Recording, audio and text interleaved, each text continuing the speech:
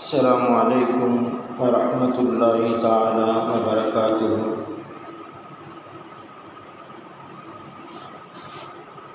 الحمد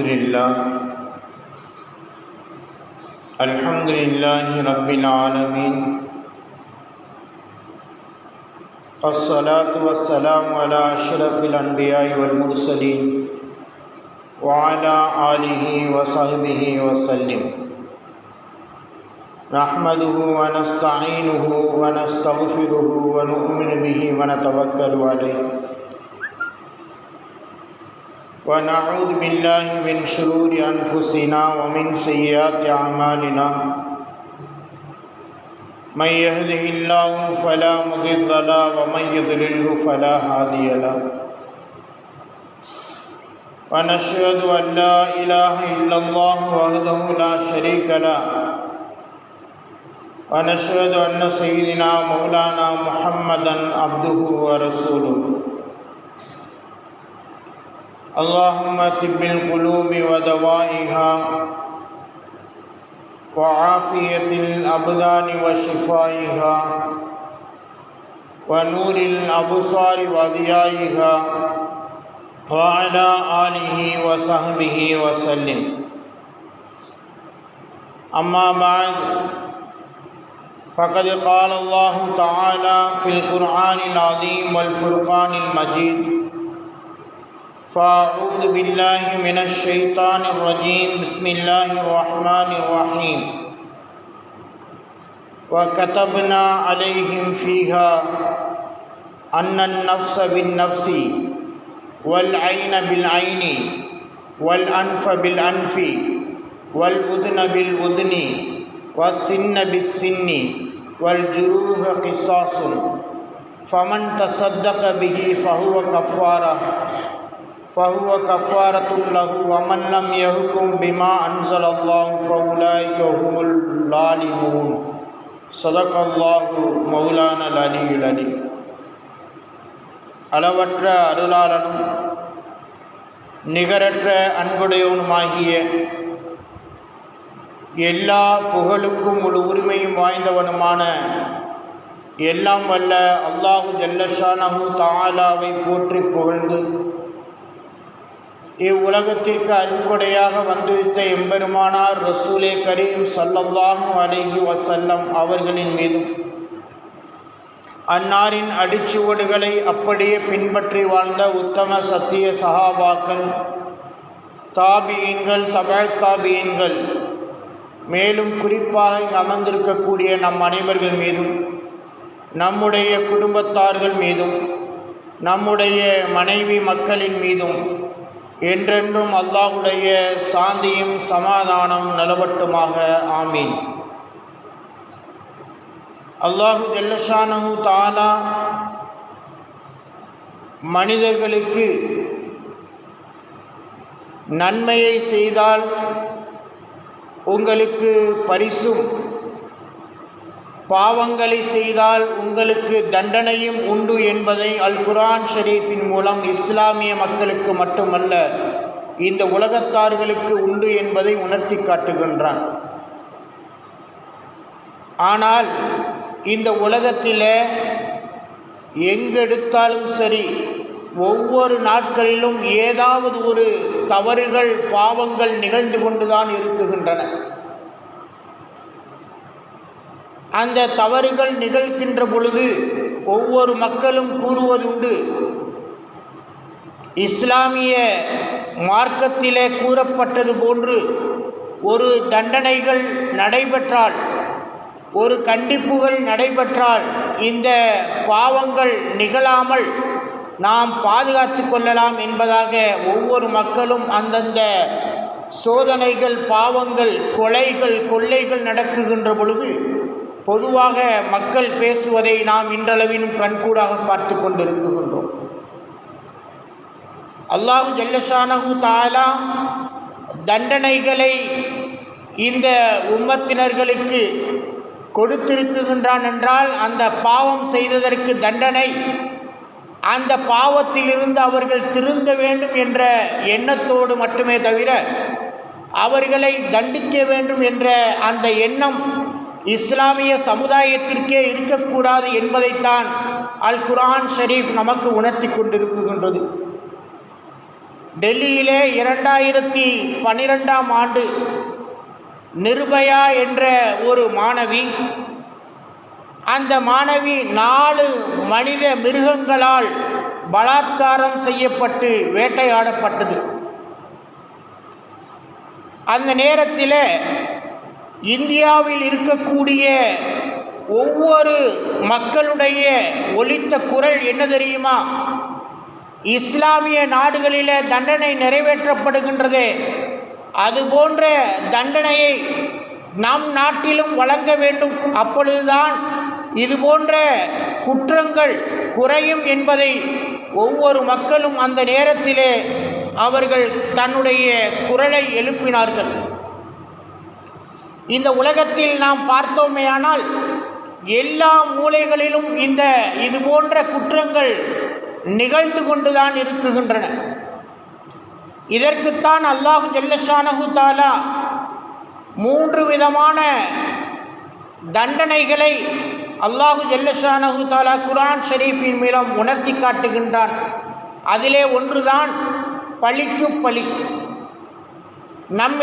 நம்முடைய குடும்பத்திலோ அல்லது நம்மை சார்ந்தவர்களோ யாராவது ஒருவர் கொலை செய்யப்பட்டு விட்டால் அவர்களுக்கு பகரமாக அவர் எப்படி கொல்லப்பட்டாரோ அதே போன்று இந்த மனிதரையும் நாம் கொலை செய்து கொள்ளலாம் என்பதை இஸ்லாம் நமக்கு அல் குர்ஆன் ஷரீஃபின் மூலம் கூறி காட்டுகின்றது. எப்படி என்றால், ஒரு மனிதனுடைய உயிருக்கு உயிர், கண் பறிக்கப்பட்டால் கண்ணுக்கு பதில் கண், ஒரு மனிதனுடைய மூக்கு உடைக்கப்பட்டால் அதற்கு பகரமாக அவன் ஒரு மூக்கை பழிவாங்கிக் கொள்ளலாம். அவனுடைய பல், அதுபோன்று அவனுடைய உறுப்புகளிலே எது பாதிக்கப்பட்டு விட்டதோ அதற்கு பதிலாக அவன் என்ன செய்யலாம்? பழிவாங்கிக் கொள்ளலாம் என்பதை இஸ்லாம் நமக்கு ஆகுமாக்கி இருக்குகின்றது. அந்த அடிப்படையில் இந்த தண்டனைகள் எல்லாம் நமக்கு கொடுக்கப்படுகின்றது என்றால் குற்றங்கள் குறைய வேண்டும், மனிதர்கள் அத்தனை பேரும் ஒற்றுமையாக வாழ வேண்டும் என்பதைத்தான் நமக்கு இந்த ஒவ்வொரு சட்டங்களும் ஞாபகப்படுத்தி கொண்டிருக்கின்றது. 2009ஆம் ஆண்டில் ஏப்ரல் மாதம் ஈரானிலே ஒரு பிரபலமான ஒரு வழக்கு ஒன்று நடந்தது. அந்த ஈரான் நாட்டில் தெஹ்ரான் நகரிலே வாழுகின்ற ஆமினா பஹ்ராமி என்ற பெண், அவர்கள் மீது மஜீத் மவாஹிதி என்பவர் 2004ஆம் ஆண்டு அவருடைய முகத்திலே ஆசிட்டை ஊற்றிவிட்டார். அவர்கள் அதற்கு பகரம் அந்த நேரத்திலே அவரை ஆஸ்பத்திரியிலே சேர்த்து 17 அறுவை சிகிச்சை செய்யப்பட்டு அந்த பெண் குணமானார்கள். அப்பொழுது ஈரானுடைய நீதிமன்றத்திலே ஷரீஆவினுடைய அந்த சட்டம் நிறைவேற்ற வேண்டும் என்ற அந்த நிலை ஏற்படுகின்ற பொழுது குற்றவாளியான அந்த மஜீத் மவாஹிதி என்பவரை எப்படி நாம் தண்டிக்க வேண்டும் என்பதாக ஆமினா என்பவர்களிடத்தில் கேட்கப்படுகின்றது. அப்பொழுது அவர்கள் கூறினார்கள், என்னுடைய கண் எப்படி பறிபோனதோ அதுபோன்று மஜீத் மவாஹிதி என்பவருடைய கண்ணும் பறிபோக வேண்டும். அவர் எப்படி என்னுடைய முகத்திலே ஆசிட் வீசுகின்ற பொழுது என்னுடைய கண்ணிலே 20 சொட்டுகள் என்னுடைய கண்ணீர் அந்த ஆசிட் ஊற்றப்பட்டதோ அதுபோன்று அவருடைய கண்ணிலும் ஆசிட் 20 சொட்டுகள் ஊற்றப்பட வேண்டும் என்பதை அந்த நேரத்திலே நீதிமன்றத்தில் அவர் கூறுகின்றார். அதை இங்கிலீஷ் பத்திரிகையில் எழுதுகின்ற பொழுது, she requested that 20 drop of acid be dropped in his eyes. அவருடைய கண்ணிலும் அதே போன்று 20 சொட்டுகள் ஆசிட்கள் ஊற்றப்பட வேண்டும் என்பதை நீதிமன்றத்திலே கோரிக்கையாக வைத்த பொழுது அந்த தெஹ்ரான் அரசு வக்கீல் அதை ஆதரித்து ஒரு வக்கீல் வாதாடுகின்றார். ஏனென்றால் இது போன்ற தண்டனைகள் வழங்கப்பட்டால்தான் இது போன்ற மிகப்பெரிய குற்றங்கள் இந்த சமூகத்திலிருந்து அகற்றப்படும் என்பதாக அவர் வாதாடி, அதே போன்று அந்த ஈரான் நீதிமன்றத்தில் தீர்ப்பு வழங்கப்பட்டதை நாம் கண்கூடாக பார்க்க முடிகின்றது. இப்படி நாம் ஒவ்வொரு விஷயத்திலையும் எடுத்துக்கொள்வோமேயானால் இந்த இஸ்லாம் நமக்கு அழகான சட்டங்களை வகுத்து தந்திருக்கின்றது.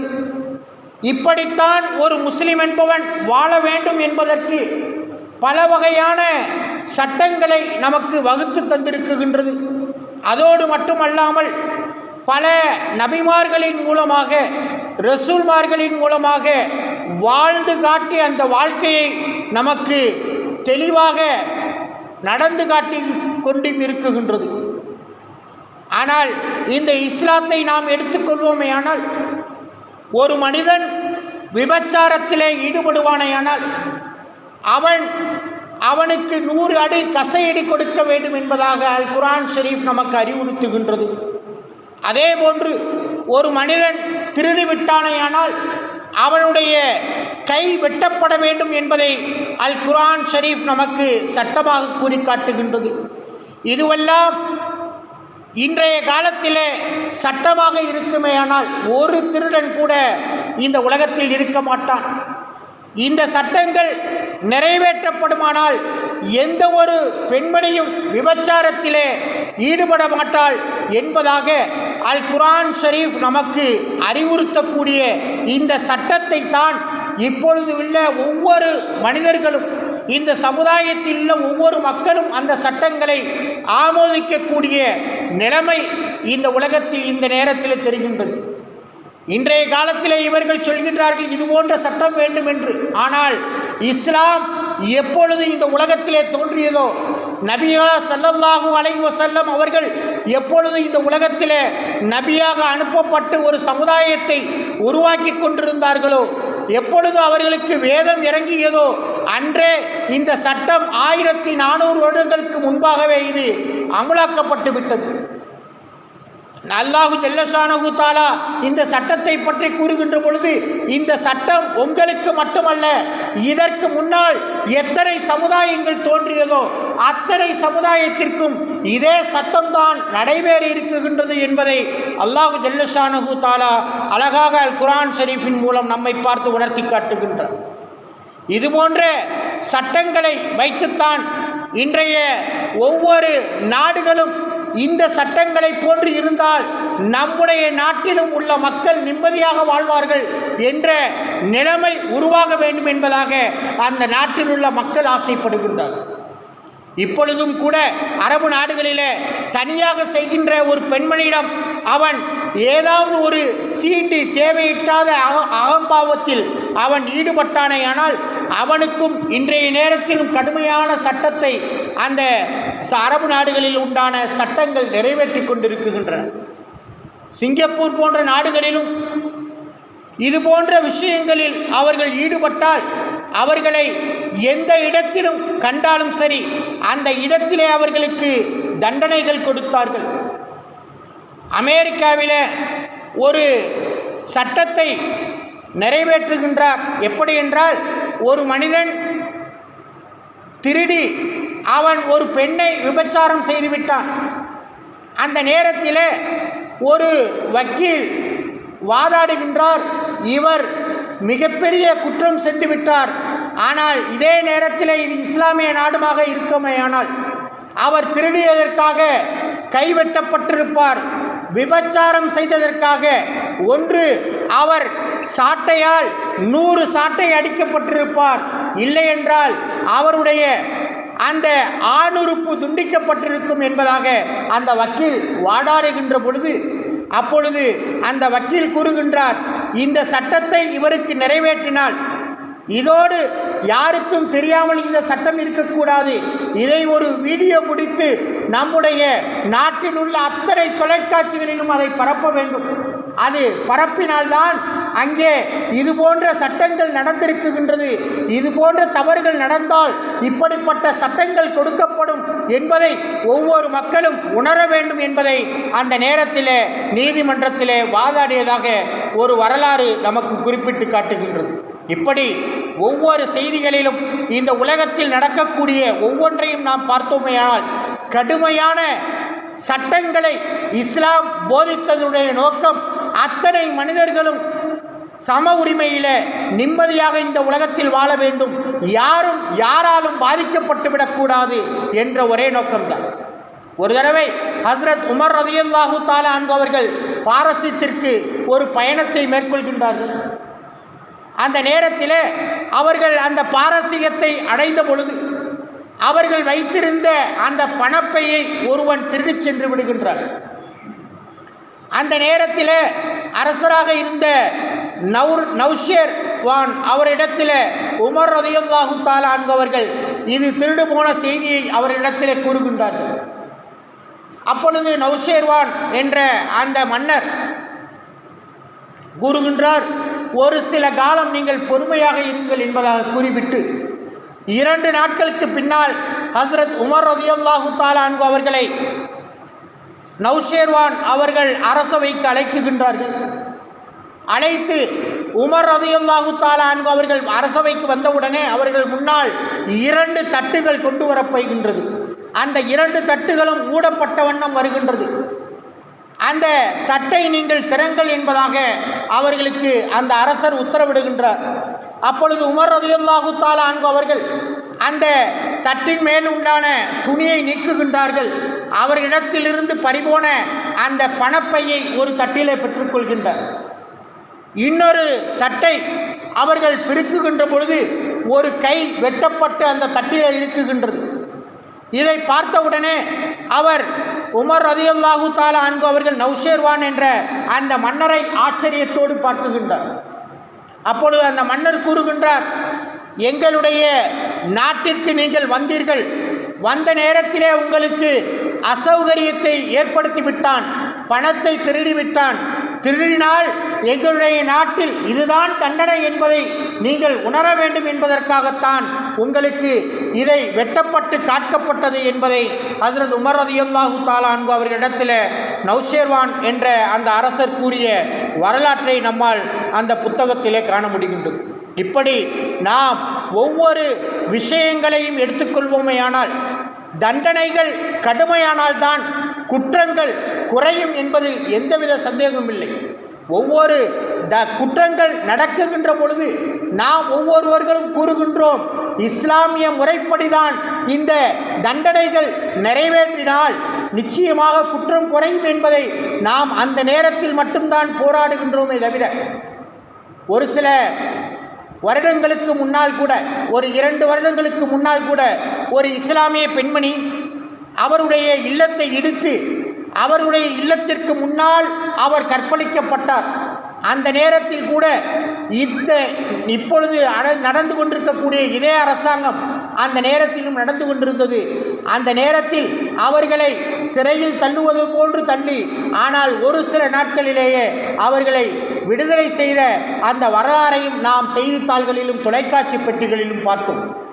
இதுவெல்லாம் அரசனுடைய சூழ்ச்சிகள் மனிதனை எப்படி காப்பாற்ற வேண்டும் என்பதை அவர்கள் உணர்ந்து செய்யக்கூடிய செயல்கள். ஆனால் நம்முடைய இஸ்லாமிய சட்டம் கலாச்சாரம் இருக்குகின்றதே, அவன் தன்னுடைய சொந்த பிள்ளையாக இருந்தாலும் சரி, தன்னுடைய தகப்பனாக இருந்தாலும் சரி, தன்னுடைய மனைவியாக இருந்தாலும் சரி, யாராக இருந்தாலும் சரி, அவர்கள் தப்பு செய்தால் தண்டனை அனுபவித்தே ஆக வேண்டும் என்பதைத்தான் இஸ்லாம் வலியுறுத்துகின்றது. ஹஸ்ரத் பெருமானார் ஸல்லல்லாஹு அலைஹி வஸல்லம் அவருடைய காலத்தில் ஒரு மிகப்பெரிய குடும்பத்தை கோத்திரத்தை சார்ந்தவர் திருடிவிட்டார்.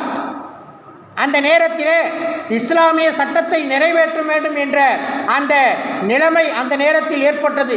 ஹஸ்ரத் பெருமானார் ஸல்லல்லாஹு அலைஹி வஸல்லம் அவர்கள் கூறினார்கள், இவர் திருடிவிட்டார், இவருடைய கை வெட்டப்பட வேண்டும் என்பதை ஹஸ்ரத் பெருமானார் ஸல்லல்லாஹு அலைஹி வஸல்லம் அவர்கள் கூறுகின்ற பொழுது அந்த நேரத்திலே அங்கிருந்த சஹாபாக்கள் எல்லாம் கூறுகின்றார்கள், இவர் மிகப்பெரிய ஒரு கோத்திரத்தை சார்ந்தவர், கண்ணியமான ஒரு குடும்பத்தை சார்ந்தவர் என்பதாக கூறுகின்ற பொழுது அப்பொழுது ஹஸ்ரத் பெருமானார் ஸல்லல்லாஹு அலைஹி வஸல்லம் அவர்கள் சொன்னார்கள், என்னுடைய ஈரக்கொலை துண்டான ஃபாத்திமா ரலியல்லாஹு தஆலா அன்ஹா அவர்கள் திருடி இருந்தாலும் இதே தண்டனையை நான் கொடுப்பேன் என்பதாக அந்த நேரத்தில் அந்த குடும்பத்தினர் உயர்ந்த குடும்பத்தினராக இருந்தாலும் அந்த சட்டத்தை அந்த நேரத்தில் நிறைவேற்றி காட்டினார்கள் எம்பெருமானார் ரசூலே கரீம் ஸல்லல்லாஹு அலைஹி வஸல்லம் அவர்கள். இதுபோன்றுதான் இஸ்லாம் யாருக்கும் பாகுபாடுகள் பிரித்து காட்டவில்லை, அனைவர்களும் சமம், யாரும் இந்த உலகத்திலே உயர்ந்தவர்களும் அல்ல தாழ்ந்தவர்களும் அல்ல, அனைவர்களும் சமமானவர்கள் என்பதையே இஸ்லாம் ஆரம்பத்திலிருந்து போதித்துக் கொண்டே இருக்கின்றது. இரண்டாவதாக இந்த இஸ்லாம் நமக்கு அந்த கொலையாளிக்கு கொடுக்கக்கூடிய கொடியதை மன்னிக்கலாம். ஒரு மனிதன் கொலை செய்து விட்டான், திருடி விட்டான், அந்த குடும்பத்தினர்கள் மன்னித்தால் அவருக்கு அந்த மன்னிப்பு கிடைக்கும் தண்டனையிலிருந்து அவர் தப்பித்துக் கொள்ளலாம். இது இஸ்லாம் சொல்லக்கூடிய இரண்டாவது வழிமுறை. இதிலே நாம் ஒரு செய்தியை ஞாபகம் படுத்திக் கொள்ள கடமைப்பட்டிருக்கின்றோம். ராஜீவ்காந்தியுடைய படுகொலையின் போது அந்த வழக்கிலே நளினி என்ற அந்த பெண்மணி இவர்களை நான் மன்னித்து விட்டேன் என்பதாக திருமதி சோனியா காந்தி அவர்கள் மன்னித்து விட்டேன் என்பதாக ஒரு கடிதத்தை எழுதி அரசாங்கத்திலே ஒப்படைத்தார்கள். அதனால் அந்த நளினி என்ற பெண்மணி விடுதலை செய்யப்பட்டார். இதுபோன்ற அந்த மன்னிப்புகளின் காரணமாகவும் அவர்கள் அந்த தண்டனையிலிருந்து தப்பித்துக் கொள்ளலாம். முகலாய மன்னரான ஜஹாங்கீர் அவருடைய மனைவி நூர்ஜஹான் அவர்கள் வேட்டைக்கு போன இடத்தில் அவர்கள் வீசிய அம்பு ஒரு வேட்டைக்காரனை கொண்டு விட்டது. அந்த அம்பு அவனை எய்து அவன் உடனே அந்த இடத்திலே உயிரை விட்டான்.